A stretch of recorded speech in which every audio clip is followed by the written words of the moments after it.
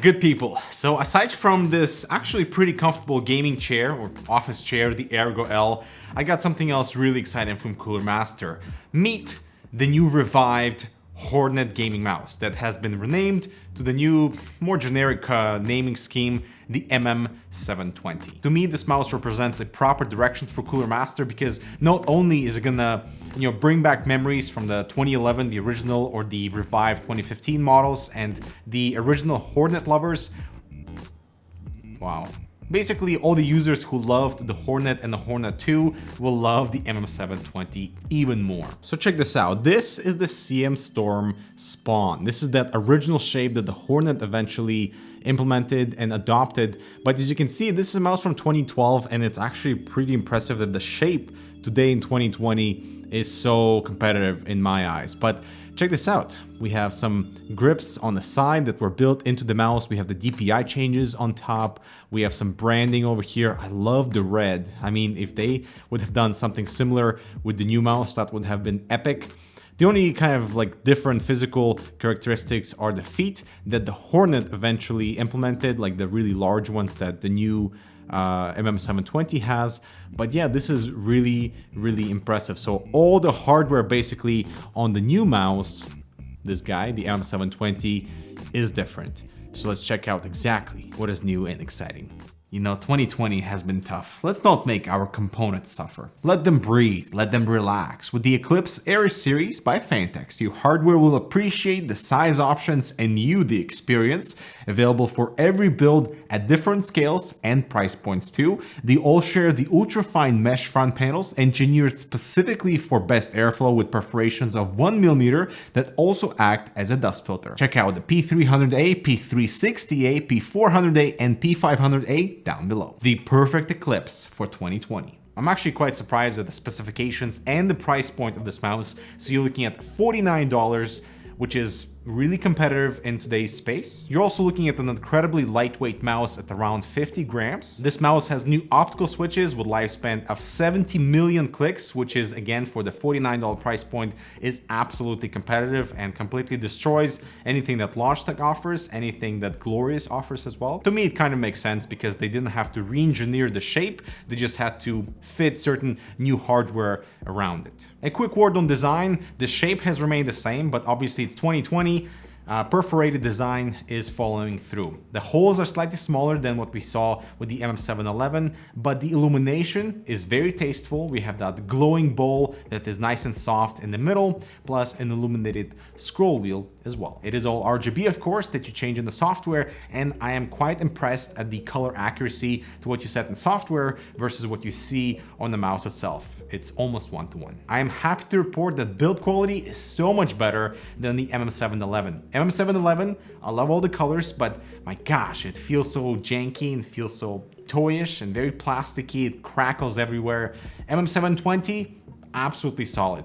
No rattling, no creaking when you're trying to squeeze it. It's a very good combination, really good reutilization of that original frame. Now, before we continue, I feel like this mouse might be a little bit polarizing shape and comfort-wise, because to me, as soon as I put my hand on it, this is the mouse for me. Everything fits me like a glove, all the curves in the right places, just like I just jump into a game and I dominate. Partially because I love the lightweight nature of it, but also because I have a slightly wider hand, which means that the additional support on the right side for your ring and pinky fingers are very well suited for my hand size. Michael is the same way, absolutely loved his Xornet 2, and the MM720, this is the stuff that I'm recommending for him now.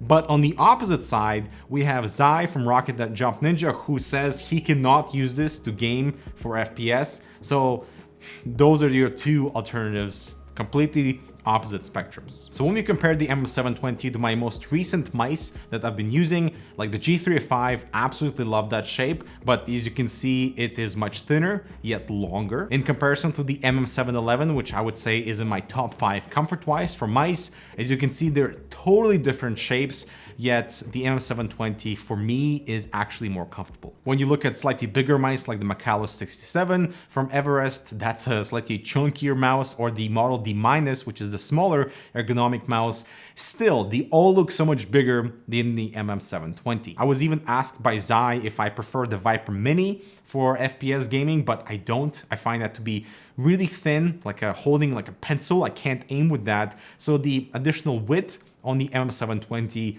really is a massive advantage for me. Normally with pretty much all the mice that I use, I have a hybrid grip, but with the MM720, as you can see, it's leaning towards a palm grip, which again is so bizarre given how big my hand is in comparison to how small the mouse is. Now I feel like Cooler Master is both prepared and is aware of the comfort discrepancies that might occur across hand sizes. So we have two models, a matte black model and a glossy white model. Now the glossy mouse, the glossy surface is very interesting because it gives you that additional grip. It almost, I mean, to me at least, feels like it's coated in a tiny layer of a really thin layer of honey. So it gives you that like stickiness factor. I don't like that at all, which is why I prefer the black model. But if the mouse might be too small for you, that glossy surface will definitely give you an additional grip. On top of that, Cooler Master includes additional grip tape that you can apply to the mouse body to follow in the footsteps of the Xornet 2, where you had that little texture on the sides, and you can do the same thing here with the MM720, but it's cool because it's 2020 and that type of grip tape is functional and is optional too. At the bottom, we have massive white PTFE feet, which is why the glide is so smooth. Additional PTFE feet are included if you want to swap them out in a few years' time. And there's also the DPI switch button at the bottom too. The cable is new and improved, super soft, lightweight with a purple tip, so you can differentiate between other USB ports. The sensor here is a 3389, fantastic performer, absolutely no complaints in this department. Up to 7 DPI profiles that you change in the software in 100 DPI increments. You can also disable profiles if you're not using all 7. Now, one thing that I don't understand in the driver software is the button response time. Since the switches are optical, there should not be that debounce delay that normally happens with mechanical switches for mice. So having this setting in the software is a bit confusing because shouldn't the mouse switch, button response time be automatic and fastest as it can be? And why does that even exist? Especially for optical switches. I don't understand that part. As for my gaming performance and experience, as soon as the mouse came in, as I said earlier, I just put my hand on top and it's been flawless. I have lowered my DPI to 600, where I normally play at 1000 with slightly heavier mice, but at 50 grams, the mouse is incredibly light. And because it's also very well in my grip, at 600 DPI, it's almost like an extension of my arm and my hand, and I feel very one-to-one with my cursor. This also brought an interesting observation because as I went back to heavier mice, I had to actually increase my DPI because I was not as fast with other mice like I am with the MM720. And in fact, I would recommend playing around with different DPI settings if you are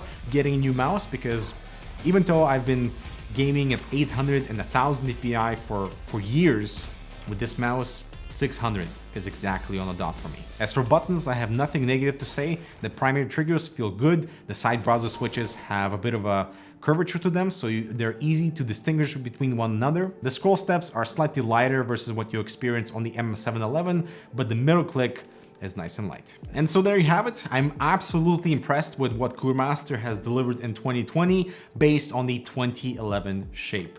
All the proper hardware improvements, all the proper physical improvements as well, and the grip tape, the additional PTFE feet, the sensor, the optical switches, the cable, the build quality, the RGB. It seems like a really well-rounded mouse for $49, and this is going to be like in my top 3 now because the shape fits me so perfectly. I would highly recommend you try the mouse in store if possible to kind of confirm your comfort level and your hand size based on the shape. But if your hands are slightly wider, then I would say it's definitely a pickup recommendation from me for 2020. All right, guys, I'm Dmitry. Thanks so much for watching. Check out this other relevant content. Subscribe for more. I'll talk to you in the next video.